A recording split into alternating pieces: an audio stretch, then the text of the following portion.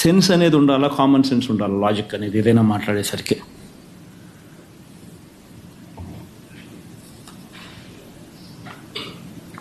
ఇంకోటి చంద్రబాబు నాయుడు ఇంకొక ఆశ్చర్యకరమైన మాటలు మాట్లాడతాడంటే నాకు అది నిజంగా ఆయన బుర్ర ఒకసారి పనిచేస్తాను సార్, బుర్రేనా అది ఆయన ఏమన్నా చెడిపోయిన మున్సిపాలిటీ దిబ్బనా అనిపిస్తుంది ఒక్కొక్కసారి.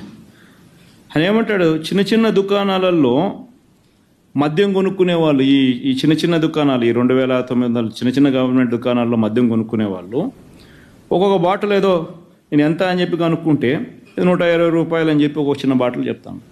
ఆ 150 రూపాయలు ఇచ్చి కొనుక్కునేవాడు చెక్ ఇచ్చి కొనుక్కోలే, క్యాష్ ఇచ్చి కొనుక్కుంటా ఉన్నాడు అని అంటాడు. అసలు వాస్తవం చెప్పానంటే పాయింట్ ఆఫ్ సేల్లో డిజిటల్ పేమెంట్ను తీసుకొచ్చిందే వైసీపీ ప్రభుత్వంలో. వైసీపీ ప్రభుత్వం రాక మునుపు పాయింట్ ఆఫ్ సేల్లో డిజిటల్ పేమెంట్ లేనే లేదు. అయితే ఎవడైతే వచ్చి కొనుక్కుంటాడో వాడు క్యాష్ ఇస్తాడా, డిజిటల్ పేమెంట్లో వాడికి ఏదైనా పెడతాడా అనేది వాళ్ళ ఇష్టం.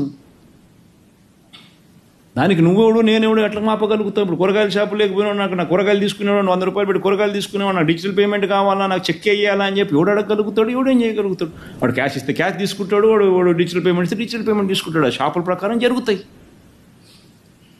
ఈ మనిషి చంద్రబాబు నాయుడు ఆ 120 రూపాయలు క్యాష్ ఇస్తున్నాడు అని చెప్పి కూడా ఆరోపణ చేస్తాడు.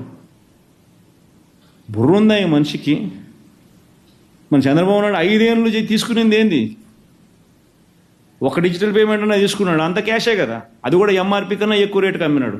ఇక్కడన్నా ఎంఆర్పీ కన్నా ఎక్కువ రేటుకి అమ్మితే గవర్నమెంట్ షాపులు అయ్యి ఎంఆర్పీ కన్నా ఎక్కువ రేటుకి అమ్మే అవకాశమే లేదు. ఎంఆర్పీ రేట్ ఎంత ఉంటే అంతే అమ్మాలా. గవర్నమెంట్ షాప్ ఇది. అక్కడ